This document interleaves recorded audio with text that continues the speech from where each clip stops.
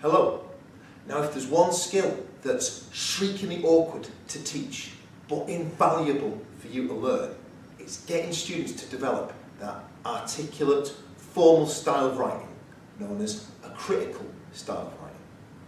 But by taking model exam paragraphs from both ends of the spectrum, those that are littered with errors and those that are packed with perfection, we can forge or foster a formula to ensure that how you write does true justice to what you write. But why bother cultivating this fancy style of writing?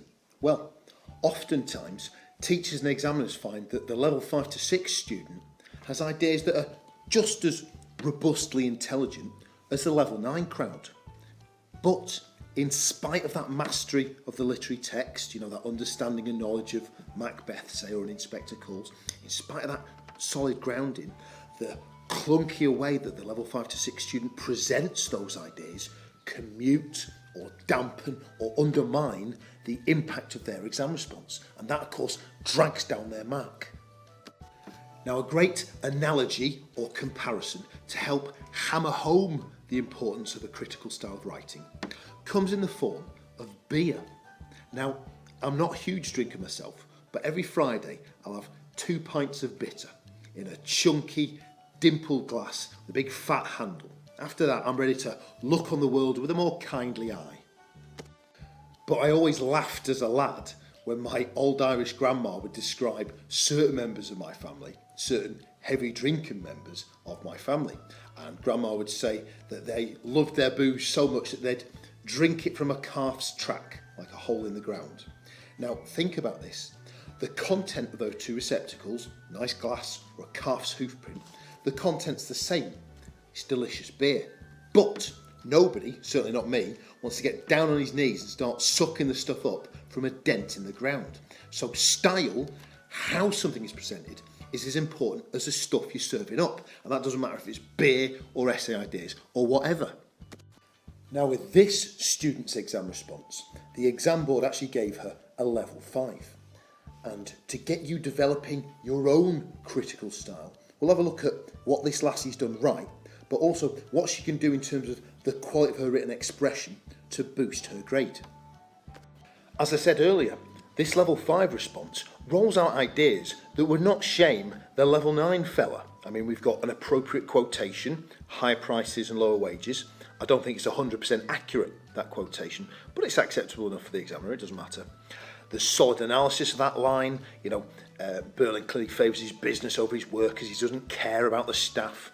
And at the end, where she's talking about resisting exploitation being one of the socialist J.B. Priestley's concerns, she's trying here to produce some solid contextual engagement as well. So, it's good stuff, but clearly the examiner had issues with the academic tone, the critical style that student's writing, the student's voice, if you will.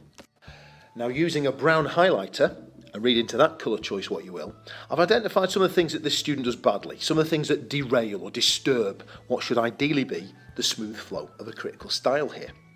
Now, some of these faults are SPAG related, spelling, punctuation and grammar, and admittedly, not all the questions that assess you on your critical style also give you a mark for SPAG. The Macbeth question, there's no mark for SPAG, neither is there, I think, for the Christmas Carol question. But you can see here that poor spelling punctuation does serve to undermine a confident formal tone or academic register from being established. Another problem here is terminology used inaccurately. First of all, you've got an S on proletaria there. There shouldn't be an S on proletaria, like police. It's a collective noun that doesn't have an S on the end. The police, the proletariat, never the polices or proletariats. Also, I think she's a bit muddled when she says that the proletariat exploit the bourgeoisie. Actually, the case is vice versa. It's the bourgeoisie exploit the proletariat. So terminology is used, but it's not accurate and appropriate, and that, again, drags down the critical style. But here's the money shot, ladles and jelly spoons. Here's the gold standard slide that stands as a masterclass in academic writing, because you can see, thanks to my colour coding, how I've taken words or phrases or ideas from that lassie's level 5 paragraph up top, and I've improved them in my paragraph below. I've basically rewritten it. I've polished it, primped it, pimped it, whatever you want to call it, to inject some level 9 pizzazz in the writing style. have a good go up. To summarise it succinctly then, my success in that previous paragraph, your success as an English literature student, hinges in no small part on your ability to maintain a sustained critical style. If you can use terminology and high-level vocabulary both accurately and appropriately, that's going to have a hugely beneficial effect on your exam results. Academic expression, formal style, that's going to put smiles on an examiner's face, that's going to put ticks on your exam script. I'm just going to slap this slide up for a few seconds, pause it if you wish. I've taken that first level 5 paragraph my student wrote, only I've done it up, I've refined it to level 6/7 specifications. Have a gander. Woo! Well, hello, Mr. Fancy Pants. If you're angling for that level 8 to 9 grade, this is my top class model paragraph in its entirety, complete with relevant contextual linkage. Let it soak into your eyeballs. The good news about a critical style is that it is something that develops over time with practice. If you make a conscious effort to write with that formal or academic tone, it does start to impact positively on your exam responses. That's just an out and out fact. But to speed up that process, try this. Now, I am deliriously proud of this idea of mine. I'm so delighted, in fact, that when I thought of it, I knocked off early, treated myself to a meat pie. Because what you do is take lyrics from a song or two that you like and try to rewrite them in a more formal, academic, critical style. So this line from a lovely little ballad called Labelled with Love says, he became drinker and she became mother. She knew that one day she'd be one or the other. That's the lyric of the song. But work my academic magic on that line, apply a bit of critical style, and that becomes, believing her choices to be alcoholism or motherhood, she gravitated towards the latter. Same deal here. This line from a catchy little ditty says, the problem's all inside your head, she said to me. Which becomes, once a bit of critical style is applied, she believes the root cause of my problems to be psychological. Now, am I improving these lyrics? Of course not, ye gods, quite the opposite in fact. But what I am doing, like a text transformation task, is I'm taking a catchy song and in the spirit of practicing my critical style, I'm rewriting it. I'm transforming it into a more formal or academic utterance. And you can try it yourself. I'll leave you with these ones if you're so inclined. I've even started you off. Could you reframe this assertion in red into a more academic style of writing? And what about this one from Mancunian musical royalty, Oasis?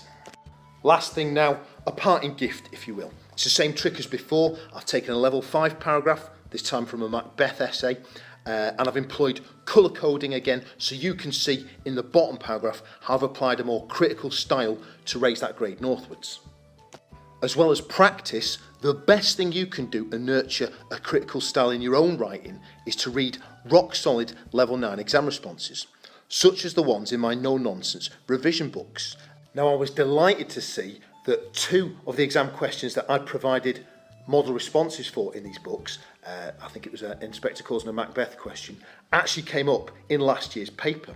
And I'm sure if you've got a brain bigger than a breadcrumb, you can probably see how that might be of help to you in your exam preparation.